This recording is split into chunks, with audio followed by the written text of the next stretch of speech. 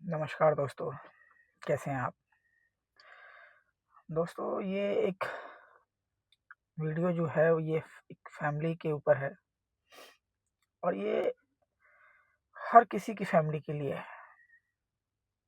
हर किसी परिवार के लिए है। दोस्तों, आजकल की भाग-दौड़ भरी ज़िंदगी में समय जो है वो घटता जा रहा है अपनों के लिए और सोशल मीडिया पे टाइम हम ज़्यादा बिता रहे हैं, अपनों के साथ नहीं। मोबाइल खोलते हैं तो घंटों मोबाइल में लगे रहते हैं, लेकिन अपनों के पास बैठने का हमें समय नहीं है। परिवार को अगर एक रखना है, साथ में रहना है और आप चाहते हैं कि हमारा परिवार बिखरे ना, सब लोग साथ में रहें, एक दूसरे की कदर करें, संस्कार हों एक दूसरे के अंदर और सब फैमिली एक दूसरे के काम आए, तो जितना समय आप सोशल मीडिया को दे रहे हैं, टेलीविज़न को दे रहे हैं, थोड़ा समय अपनों के लिए भी निकालिए ना। खासकर अपने घर में जो बड़े बुजुर्ग हैं, माँ-बाप हैं, दादा-दादी हैं, उनके लिए। ठीक है, आजकल समय नहीं है किसी के पास, माना, लेकिन हफ्ते में 1 दिन ही सही, 1 दिन में भी 12 घंटे होते हैं, कम से कम 1 घंटा ही सही, माँ-बाप के लिए, दादा-दादी के लिए, बच्चों के लिए, दोस्तों के लिए। समय किसी के पास नहीं है, समय को निकालना पड़ता है, समय बचाना पड़ता है। जैसे कोई इमरजेंसी काम आ जाता है, तो हमारे पास समय नहीं होता बिल्कुल भी, लेकिन हम फिर भी जाते हैं। तो फिर अपनों के लिए समय क्यों नहीं निकाल सकते? कभी बैठ के देखिए दादा-दादी के साथ, वो आपको वो चीज़ें बताएँगे जो गूगल भी नहीं बताएगा, कोई नहीं बताएगा। आपके मन में जो भी सवाल हैं, डाउट्स हैं, वो उनसे पूछिए। पढ़े लिखे हों या ना हों, वो मैटर नहीं करता। उनके पास पता है क्या है? अनुभव है, तजुर्बा है इस पूरी ज़िंदगी का, जो उन्होंने उस ज़िंदगी को जिया है। याद रखिए, जिस तरीके से मौसम बदल जाता है, इस तरीके से ज़िंदगी भी बदल जाती है और जिस तरीके से आने वाला कल जो चला जाता है, वो कभी वापस नहीं आ सकता। ऐसे ही जो आपके पास अपने हैं, खासकर जो बड़े-बुज़ुर्ग हैं, दादा-दादी हैं, वो आज हैं, कल नहीं रहेंगे। तो जितना सीख सकते हैं उनसे सीखिए। माँ-बाप हैं, आज हैं, कल नहीं रहेंगे। तो जितना हो सकता है उनसे सीखिए, उनके तजुर्बे को हासिल कीजिए।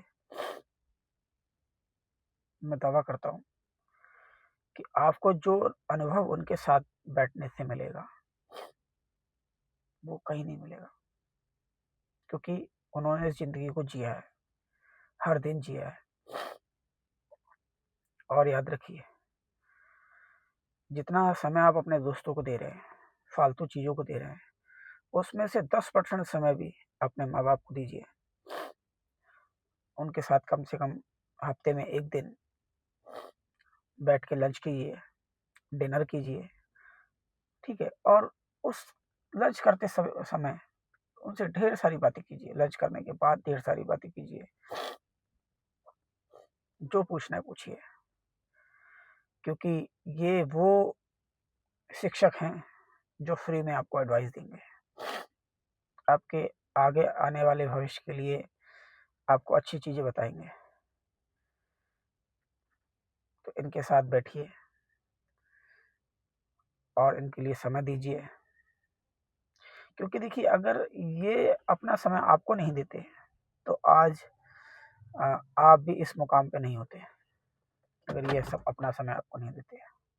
इन्होंने अपना समय, कीमती समय आपको दिया है, पढ़ाया लिखाया है, दुनियादारी दिखाई है, चलना फिरना सिखाया है, उठना बैठना सिखाया है, जिंदगी के हर कठिन समय में ये आपके साथ रहे हैं।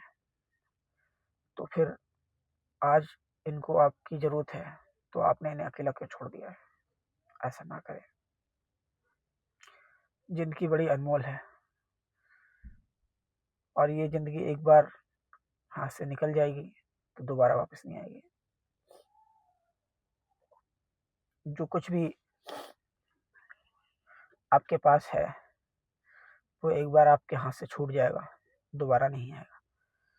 आप सब कुछ खरीद सकते हैं पैसे से, गाड़ी बंगला, घर मकान, कपड़े, जरूरत की चीजें, सब कुछ। क्या माँ बाप अगर आपकी जिंदगी से चले जाएंगे एक दिन? सबको जाना, देखिए ये एक सच्चाई है। मैं और सभी लोग जानते हैं कि एक सच्चाई है कि एक दिन सबको जाना है। जो इस दुनिया में, इस संसार में आया है उसे जाना है और उसकी एक डेट फिक्स है, लेकिन वो किसी को पता नहीं कि इसको कब जाना है। इसीलिए हर दिन को एंजॉय कीजिए, हर दिन खुशियों में मनाइए, हर दिन को और एक त्योहार की तरह सेलिब्रेट कीजिए। जैसे आज ही नया साल है, आज ही दिवाली है, ठीक है। जेब कई बार अलाउ करती है, नहीं करती है, वो एक अलग मैटर हो सकता है, लेकिन खुशियाँ छोटी छोटी चीज़ों में भी तलाशी जा सकती हैं। खुशियों का कोई मोल नहीं है, अनमोल है वो। अगर आपका व्यवहार अच्छा है, आपके घर में सब सुख शांति है, तो आपको किसी और की ज़रूरत नहीं है, आपको पैसा खर्च करने की ज़रूरत नहीं है। आप अपने आप में ही एक त्योहार हैं, सेलिब्रेशन है आप।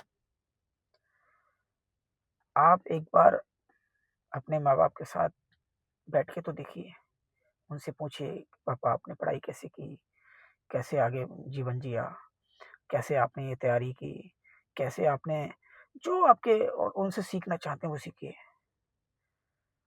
जो तजुर्बा उनके साथ आपको मिलेगा। लोग कहते हैं कि संगत का असर नहीं पड़ता, मैं कहता हूँ संगत का असर जरूर पड़ता है। डिपेंड करता है कि आप कैसे लोगों के बीच में बैठते हैं। अगर आप शराबी लोगों के बीच में बैठते हैं जो ड्रिंक करते हैं, तो वो आपको आपसे उसी प्रकार की बातें करेंगे, खाने पीने की।